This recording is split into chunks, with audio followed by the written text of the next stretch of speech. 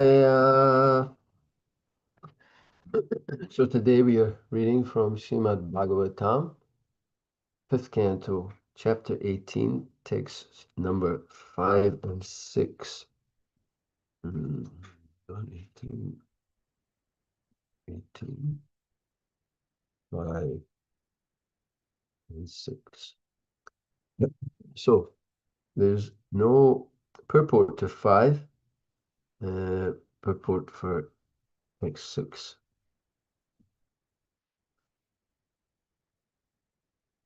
Vishvodbhavashtana nirota karmate yakartur angikritam apyapavrita yuktam nachitram tvayi karyakarane sarvatmani samatmani Svayatrikte chavashtuta.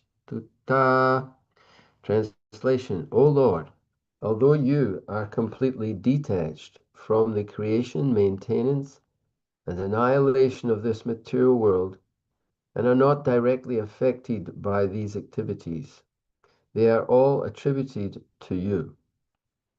We do not wonder at this, for your inconceivable energies perfectly qualify you to be the cause of all causes. You are the active principle in everything, although you are separate from everything. Thus, we can realize that everything is happening because of your inconceivable energy. Text number 6. Vedan yugante tamasa tirashkritan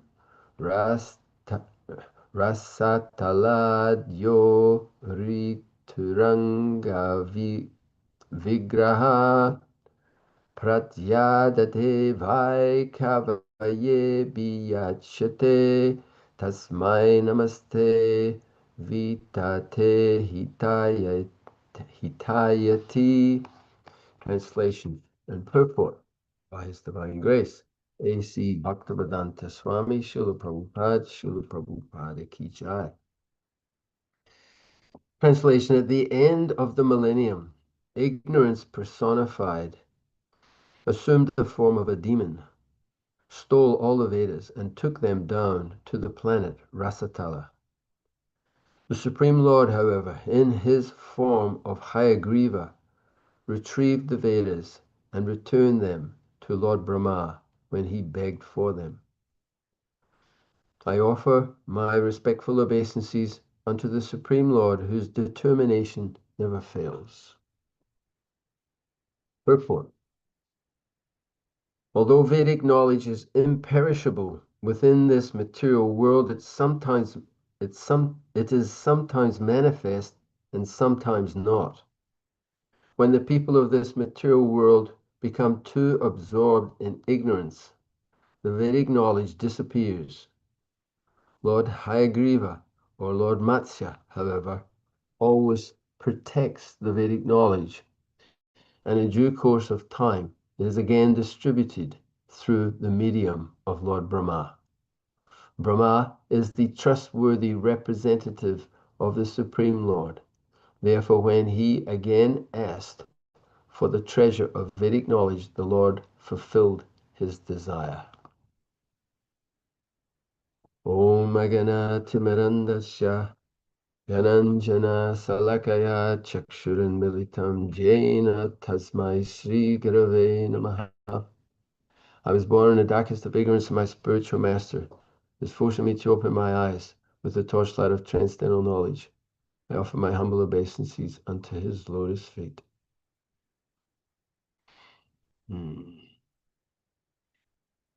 So, from these descriptions, we hear that there are many levels of existence and different concomitant worship of the Supreme Personality of Godhead.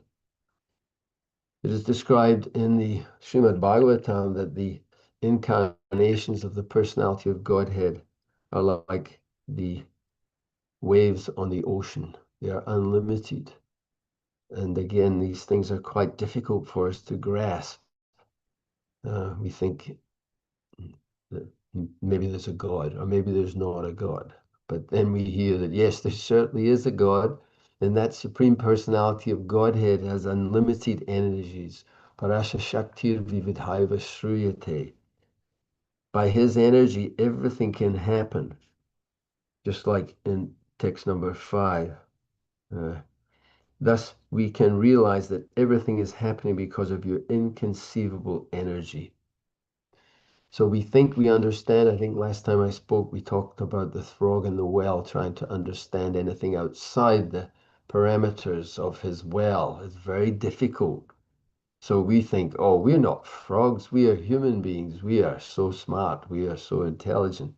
But Bhagavatam says something different. It says, Samanda Matayo Manda Bhagi Upadrita. We are lazy, quarrelsome, misguided, unlucky, and always disturbed in the Kali Yuga. We're not very intelligent. We're lazy and quarrelsome, misguided. And here we're hearing how the direction of the Vedas is lost in the due course of time and how it has to be reestablished. Seems to be the way. In the material manifestation, there's always turbulence, small turbulence and big turbulence, big upheavals and small upheavals, but upheavals there always is. So to help Lord Brahma to dispel his ignorance, he needed the Vedic literatures. The Vedas are the source of all knowledge and all aspects of existence, both nominal and phenomenal. Pardon me.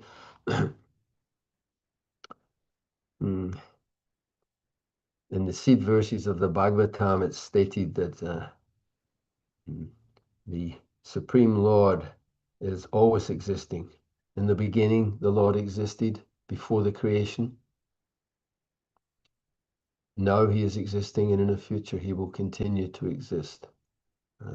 Ahameva sameva agre nanyadyat sadasatpayam. Before the creation, I existed. And after annihilation, what remains will also be I, the personality of Godhead. And everything else that appears to be of any value, you should know it as my illusory energy, that reflection which appears to be but is in darkness. So if it is without relationship to the Supreme Godhead, then it's simply darkness. It may twinkle, it may shine, but actually it's just a reflection of light in darkness. And we should search for it up to this, Krishna says in the seed verses of the Bhagavatam. The material elements enter into the cosmos and at the same time do not enter into the cosmos. And Krishna says one should search for this understanding, both directly and indirectly, by negation, by saying, no, this is not truth, this is not truth, this is illusion, and by understanding directly, by hearing the descriptions of the personality of Godhead. And Krishna says in Bhagavad Gita that by all the Vedas, I am to be known. Indeed, I am the compiler of the Vedas. I am the knower of the Vedas. All the Vedas are pointing towards me, but you have to practice how to see that that's the case. It's pointing towards the Supreme, but the Vedas have to be understood very carefully because they are very voluminous. They are different Puranas and uh, uh, Rajagun and Tamaguna and Sattvagun. So gradually, bro, I was listening to Srila Prabhupada last night. He was saying if we immediately say to a person who's very addicted to sinful life, you have to give up your sinful activities, it'll be too difficult for them. Therefore, the Vedas give tamasic guidance, and Lord Shiva is in charge of that department. And then there's the Rajasic, and then there's the Sattvic. So the Sattvic Puranas are the place where we go if we are very fortunate. Brahmanda Brahmate Kona Bhagavana Jeev Guru Krishna Prasad Pai Bhakti Lata Bija. What a verse. It explains that if we are very, very fortunate, we cannot overestimate our good fortune that we've somehow or other, by the grace of His Divine Grace, Srila Prabhupada, by the grace of the previous acharyas, they have chalked out the plan according to Sri Chaitanya Mahaprabhu, who is known as Namo Namaha Vadanyaya Krishna Prema Pradayate Krishna Krishna Chaitanya Namani Gaura Tvishe Namaha. What no incarnation has ever bestowed upon the conditioned souls is available in the Kali Yuga if we are able to pick it up. And Srila Prabhupada said, I have created you good fortune. You just simply have to take it. If someone came and he gave the example, if somebody comes with a case full of money or dollars, whatever the currency may be, then they are giving you something, but you have to pick it up. You just have to take it. And that's how simple it is, actually. So it's a very simple process, but not easy process. Why? Because it is a little complicated, the existence of the Supreme Godhead and his multifarious energies. It has some complexity. And in this section of the Bhagavatam, we're hearing how complicated. There's all these varshas, different tracts of land, and they're very difficult to understand. I know that in Sridham Mayapur, that is a huge challenge, how to present in this Temple of Vedic Planetarium. Sataputta Prabhu, who passed away some few years back, he was heading the Bhaktivedanta Institute on this project of how to present things. It's not so easy. We have these debates in this world outside of ISKCON even, and within ISKCON, the flat world and the round world, and different ways that can be understood and accommodated, these different things which seem completely contradictory, but they're not actually.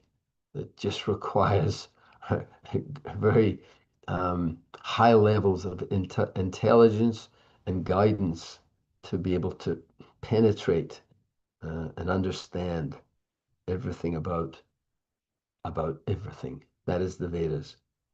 So the big challenge that we face is described. I'm just going to go to the introduction to this chapter, because it's a beautiful introduction, actually. I feel like reading the whole thing. I think I will. The last part is the main part, but the first part actually introduces what we've been talking about now. I'm just going to read it because it brings context to the whole subject matters that we're hearing about. The prayers offered to the Lord by the residents of Jambudvip. In this chapter, which we're reading now, Sukadeva Goswami describes the different varshas of Jambudvip and the incarnation of the Supreme Lord worshipped in each of them. So there's many varshas. The predominating ruler of Barashva Varsha is Bhadrashrava. He and his many servants always worship the incarnation known as Lord Hayagriva. At the end of each kalpa, when the demon Ajnana steals the Vedic knowledge, Lord Hayagriva appears and preserves it. Then he delivers it to Lord Brahma. In the land known as Harivarsha, the exalted devotee Prahlad Maharaj worships Lord Nrsimhadev. The appearance of Lord Nrsimhadev is described in the 7th canto of the Srimad Bhagavatam. Following in the footsteps of Prahlad Maharaj, the inhabitants of Harivarsha always worship Lord Nrsimhadev to receive from him the benediction of being engaged in his loving service. So remember, for all these different areas of the phenomenal world, the Supreme Godhead appears in different forms and people worship in that form. It's interesting, in India, in southern India, we will find that the people are totally captivated by those various incarnations of the Lord, and their worship is very much focused on that aspect.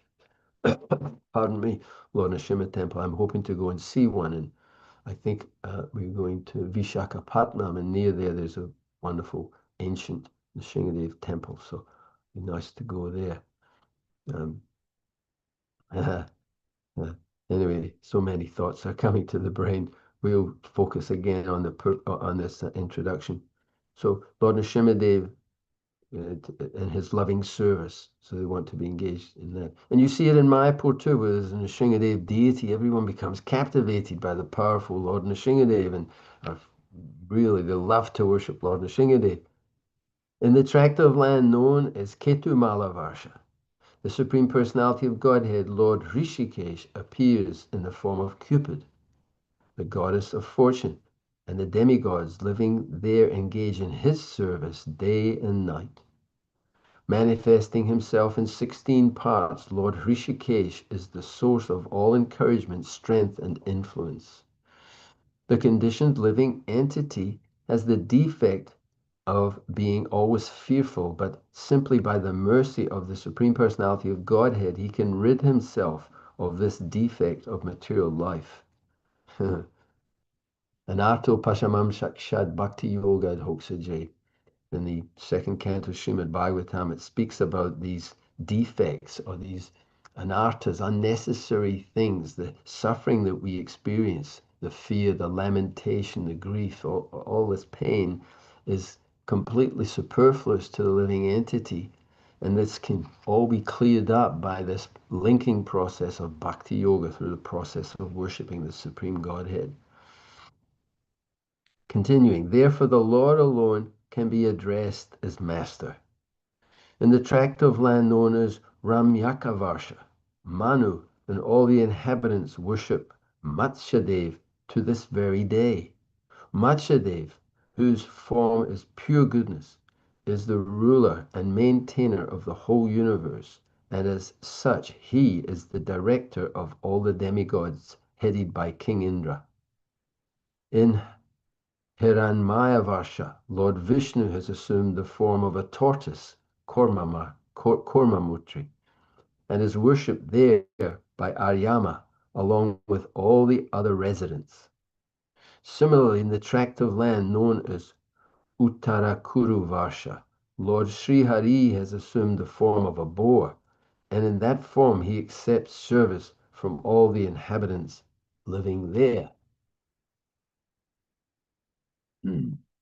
So it's, I'm very thankful to the Lord at the moment. I'm reading this for the maybe fourth time, and as I'm reading it more and more, it becomes completely logical that the Lord's unlimited incarnations are appearing in different places, and the Lord's power and beauty and majesty and glory is being worshipped in all by all these different residents of the different varshas of tracts of land in this universal construction. For the second part of this introduction, all the information in this chapter, the whole chapter, can be fully realized by one who associates with devotees of the Lord. Srila Prabhupada is bringing in this. Therefore, in the Shastra, it is recommended that one associate with devotees. This is better than residing on the banks of the Ganges. So if we reside on the banks of the Ganges, we get purification from taking a dip in the Ganges and drinking some Ganges water, we can do like that. But better than this even is to associate with the devotees. That verse, Yashatma Buddhi Kunape Tridataki Svadi Kalatradishu Bhoma Ijadi Yatirta Buddhi Salalena Karichi Janeshu Abhijeshnu Saeva Gokara. That if we go to the holy places simply to take a bath, then we are no better than the cows and the asses. So even better for the human being is to than residing on the banks of the Ganges is to hear from the devotees. Prabhupada continues, in the hearts of pure devotees reside all good sentiments, as well as all the superior qualities of the demigods. Yashasti bhaktir bhagavata kinchana sarvai gunais tatra samasate sura harava bhaktasya kato mahadguna manorate nasati davato bahir. It's said that all the good qualities of the demigods, such as religion, knowledge, etc., are there in the body of the devotees of the Lord. And those in the hearts, and Prabhupada continues, in the hearts of non-devotees, however, there cannot be any good qualities. In the verse, that verse that explains that even though the non-devotees may be expert in the performance of mystic yoga or any kind of yoga, uh, and spiritual practice, or even the honest endeavor to follow varnashram and maintain one's family members, you may be very expert, and it appears that we've got good qualities, but there's no, how can there be any good qualities? Bhagavatam says. Why? Because they may appear to be full of good qualities, but the Bhagavatam says they'll be driven by their own mental speculations to engage in the Lord's external energy. And the very powerful example, what's the classic example is, again, is Kamsa. So Kamsa appeared to be very virtuous when he took the reins of the chariot to take his sister to the wedding to Vasudeva. And then he was appearing very virtuous and doing the right thing, etc. But as soon as the omen came from the sky that the eighth child of this this woman will kill you, then Kamsa immediately showed his real qualities. That was, it's good to show, and we hear that also in the Bhagavatam, that I'm so powerful and happy. This is the demonic mentality. I'll give some charity. I'll appear like a good man in the world, but I've killed this enemy and I'll kill that enemy, and this way I will kill all men. So this is the demonic mentality, and it doesn't take much to scratch the surface of the good qualities and see that there's no real good qualities. Continuing, Srila Prabhupada speaking here. For such people are simply enchanted by the external illusory energy of the Lord. Following the footsteps of devotees, one should know that the Supreme Personality of Godhead is the only worshipable deity. Everyone should accept this proposal and worship the Lord. And I'm saying in whatever form it may, the Lord may appear to us, and that we somehow, by God's grace, have the opportunity to serve and love. And as stated in Bhagavad Gita 15:15, Vedaischa sarver aham eva vedya, the purpose of studying all Vedic literature is to worship the Supreme Personality of Godhead, Krishna. Ete chamsa kala pumsam Krishnastu Bhagavan Swayam. There are many expansions of the Lord, plenary expansions, incarnations of the Lord. Of all those incarnations described, it's concluded that the supreme aspect of the personality of Godhead is Krishna Stu Bhagavan Swayam. If after studying, continuing, if after studying all the Vedic literature, one does not awaken his dormant love for the Supreme Lord, it is to be understood that he has labored for nothing. Shrama eva hi kevalam is simply a waste of time. We may engage in so many activities, but if it does not provoke attraction for hearing the messages of the Supreme Godhead, then it is Shrama eva hi kevalam. He has simply wasted his time.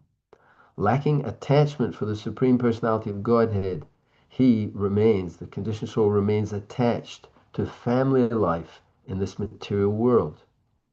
Thus, the lesson of this chapter is that one, this Prabhupada has come in like a powerful at the last few words. But again, we're out in the universe here. We're thinking of the incarnations of Godhead, and everyone's worshiping the Lord in all these different forms and all the pastimes of these different incarnations. And then Prabhupada brings it back in, because that is the Bhagavatam has a message. It's not just some entertainment, some pious entertainment from old times. And you might get a little bit of the mode of goodness if we hear these nice pastimes and in a sattvic way. It's not about that. Prabhupada brings it right back in. Lacking attachment for the Supreme Personality of Godhead, the conditioned soul remains attached to family life in this material world. Thus, the lesson of this chapter is that one should get out of family life and completely take shelter of the lotus feet of the Lord. Haribo. So, Prabhupada comes in like a locomotive, a powerful uh, connection for the reader to understand what actually is being said here. What's being said that we have to worship Tadviganartam Sagurum Eva Vibhagachet. Prabhupada would say, you have to approach in the human form of life, you must. It's imperative that we approach a bona fide spiritual master, inquire submissively, render service, and understand what is the truth. And when we've understood the truth, we will know that all beings are but part of me, Krishna says in, I guess, 434. Yeah, they're all beings are but part of me. They're in me and they're mine. They're not separate from me. We are all parts and parcels of the Supreme Godhead. And now we are in Maya. So we have to, uh, mm, it brings me to think of the Shrotavya Dini Rajendra, Nrinam Sashri Sahashrita, Apashatam Atmatatvam, Griheshu Grihamedinam. So there's the Grihamedis is what Prabhupada's speaking about. Get out of family life. Devotees are simultaneously in family life, 99.9% of them, but not in family life, because the family life that is being talked about or spoken about is this attached family existence where we're attached, not to, we're attached to sense gratification. And we think that is the goal of life, and that this family life is for doing that. So we have to get out of that idea. And that is what all the devotees of the Lord are doing. I'm just going to see if I can find something I was going to say. Uh,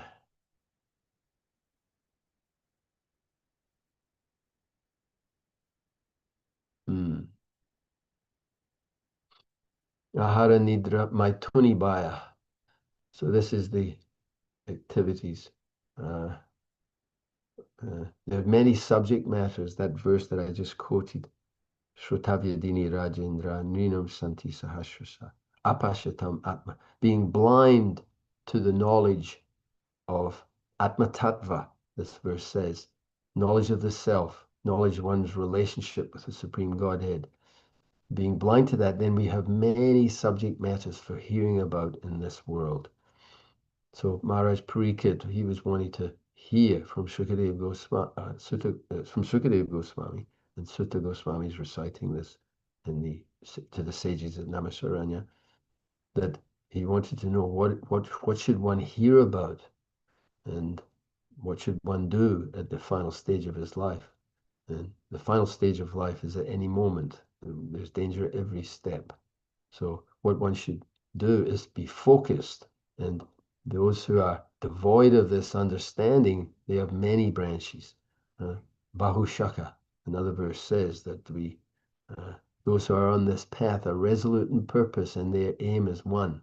O beloved child of the Kurs, the intelligence of those who are irresolute is many branched, Bahushaka. So they have many subject matters for hearing about, for absorbing the consciousness, thinking that they can become they can become satisfied and happy here in the Kali Yuga or in the heavenly planets, Abrahma Bhuvanaloka, from the highest planet down to all the places of misery. Why? Because repeated birth and death is going on through 8,400,000 species of life.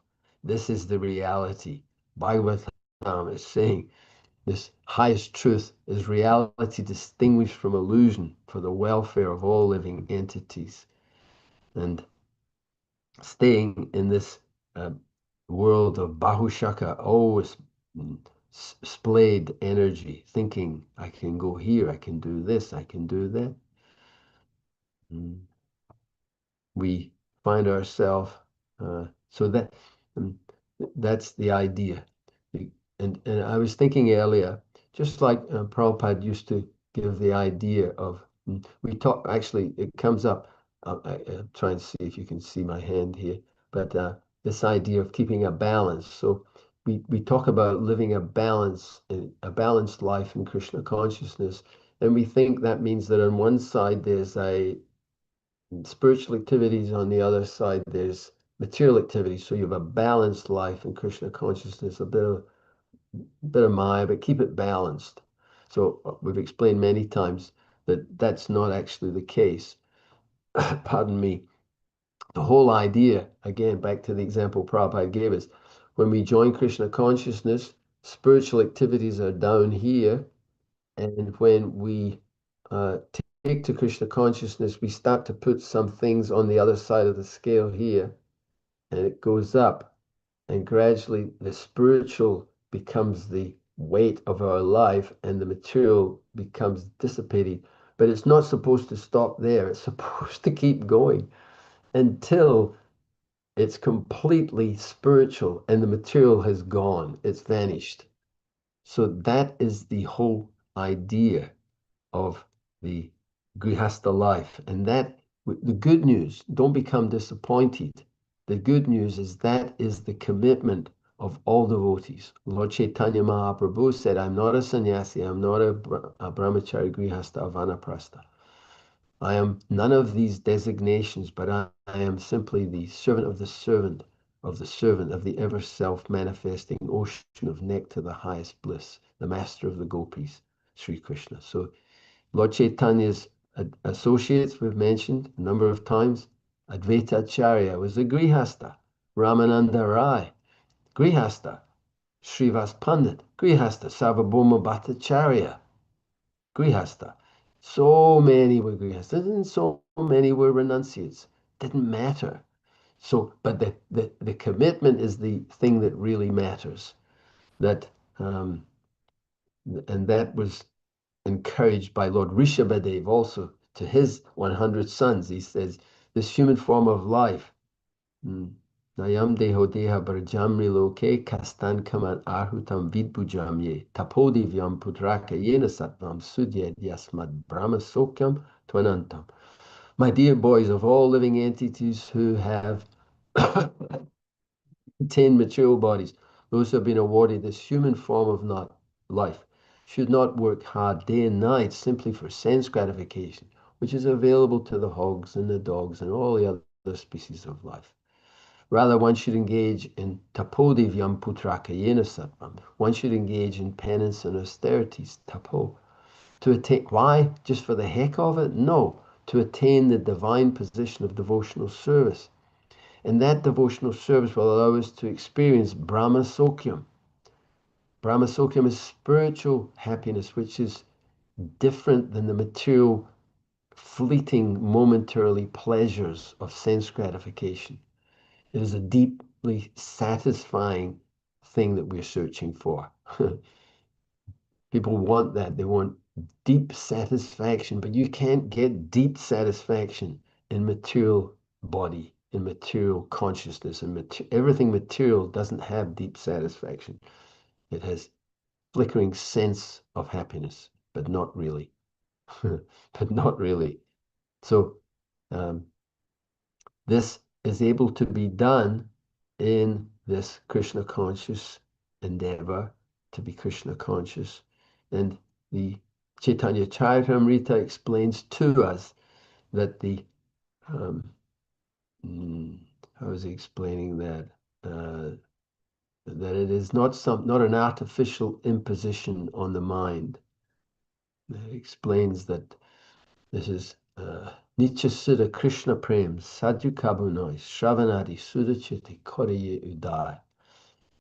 This Krishna Prem, the love for Krishna, which is dormant within the heart, is not something to be gained from somewhere else, from the cultivation of knowledge or for the performance of some austerities or penances, but it is there dormant within the heart.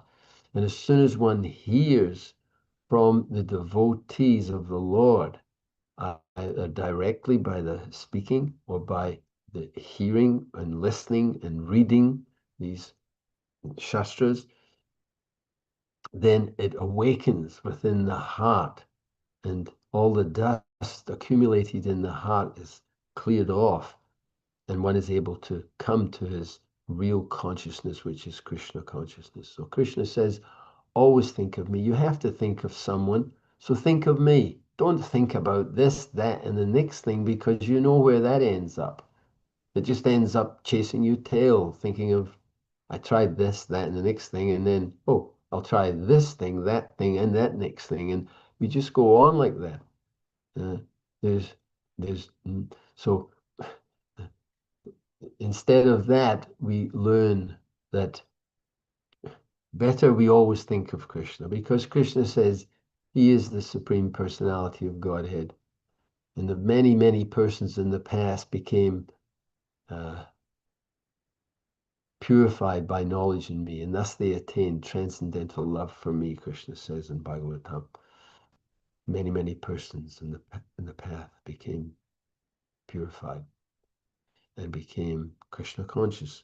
So that is the path that we are following. And these different explanations help us to see that the Lord is reciprocating wherever the living entity manifests. The Lord is there to support him, to display his unlimited pastimes, to offer the opportunity. But it is such a rare opportunity. It's like when you go, say, if you go to India, even today or whenever you go there, there's so much diversity on the spiritual path. You've got your yogis and your gyanis and your renunciates and people living in the Himalaya. And the barber he can, the barber is also a guru. Everyone's a guru, um, because, yeah, but it's still it is a bit of a problem. It's nice that everyone's got some spiritual understanding, but yatomat tatopad, it's all the same people present. I was listening to Achutananda previously, Maharaj, who's such a wonderful personality. God bless these great souls who joined in the early days with Srila Prabhupada and rendered so much service. And I was thinking of that last night too. We're just thinking of all the service these devotees did. You know, they came with Prabhupada to India and they entered to Mayapur. There was no long building, there was no TVOP, there was no nothing. There was just paddy fields and mosquitoes as big. I don't know if you can remember that. I'm sure you can. The mosquitoes in Mayapur are turbocharged. They are so ferocious. They really are. They're big guys and they bite like anything. And there's so many of them. So the devotees were there. They had malaria, they had dysentery, diarrheas, and all kinds of things. No facilities practically. But they loved Prabhupada. They gave their lives to Srila Prabhupada. And and many of them have apparently fallen on the battlefield. And we think, well, that's a tragedy, but yes, tragedy, but not really. There's no loss or diminution. Declare it boldly, O Arjuna, my devotee never perishes. So even a little advancement on this path, and those devotees, so much advancement, not just a little advancement, but full surrender. But I was reading also yesterday something Prabhupada was saying, even the advanced devotee can be captured by Maya. It was a lecture Srila Prabhupada was giving. The advanced devotee can be trapped, and there's so many lessons in the Bhagavatam of that happening. So advanced devotees can be trapped, what to speak of us. But there's no loss, and we see through the histories and how it's explained how Krishna makes the perfect arrangement to bring the person back onto the path and to become successful. So there's no loss or diminution. So I'm trying to think where I was going with that, but Mayapur came to my mind and the great austerity. Yeah, and then I was thinking how much, so the devotees were performing amazing austerities to try and please Srila Prabhupada because they love Prabhupada and were so thankful for what he'd given them, this chanting of Hare Krishna, this eating of Krishna Prasadam, this dancing and chanting. And they were so happy to do that and perform those austerities. Then we think of Srila Prabhupada. Srila Prabhupada had to, you could say, well, oh, they made a hut for Prabhupada and they gave him some facility. But the facility was so simple. And so in his old age, Prabhupada is there. And the big austerity, Prabhupada had to look after them all. They were all depending on Srila Prabhupada. Well, depending on his every word, his every gesture. And Prabhupada had such a responsibility, but he had complete faith. He had absolute faith in the holy name. He had faith that Chaitanya Mahaprabhu, and he had faith, as we read earlier in the Leelamrita, that his Guru Maharaj, if I simply try and do this, how I can do it, I don't know. And we understand more and more, only Prabhupada could do it. To live with the Bowery bums, to live with the drug-addicted hippies, and somehow bring them out of that and bring them to Krishna Bhakti, and then bring them to India, and then train them and give them responsibility. Prabhupada was so wonderful, and he performed such austerities to take care to take care of us. Someone came to Prabhupada and complained about some other devotee one time, and Prabhupada said, you just have to tolerate, just like I have to tolerate you. See, Prabhupada, we have a problem, we got to tolerate one or two or three or whatever number. Prabhupada had to tolerate the whole lot of us. He was looking after a bunch of animals. He was trying to tame animals. Oh, Krishna. Uh, So we are blessed to have this Bhagavatam. We are blessed to hear these descriptions of the Supreme Lord and all these incarnations, and we are blessed to have this process to continue inquiring from the devotees of the Lord and Satatam Kirtayant. Matshita Madgata Kana. Matshita Madgata Prana Bhutayanta Parasparam Katayanta Shan Tashanti Cha Ramanti Cha. The thoughts of my devotees, pure devotees. And we're pure devotees. We're not pure, unalloyed, perfect Paramahamsas, but we're pure that we're following this path. We've taken to this path. We're trying with all sincerity to please our, our founder Acharya, our spiritual master, the previous Acharyas, Chaitanya Mahaprabhu. We're trying with all sincerity. And if we don't have sincerity, then pray for sincerity. If we don't have it, sometimes we say, especially at different times, we think, I have no sincerity. I sometimes think I have, but actually when we get down to what they say, when the push comes to the shove, when the chips are down, when your challenge is there, we think, I've got little or no sincerity. So then pray for it, Prabhupada. Pray for the sincerity. And Krishna will see that, and he'll continue to hold us. He'll preserve what we have, and he'll carry what we lack if we continue the process with all sincerity. So I'm going to finish at that point. If anyone has any realizations, don't give a whole Bhagavatam class, please, because I know time must be. Where's time? Yeah. But if you have something that piqued your interest or something from what we've been discussing, please feel to share that. Or if you have any specific question, we can spend a few minutes. Hare Krishna I know Prabhuji. that many devotees are in India and many devotees are out on the Christmas marathon. So all glories to those devotees who are pleasing Krishna in so many ways. Hare Krishna Prabhuji. And if we don't have any Hare Krishna Prabhuji, can you hear me? questions or what was that word? What do we call it? Anyway, there's a word. Sharing. If no one wants to share, we can finish at that point. Yeah.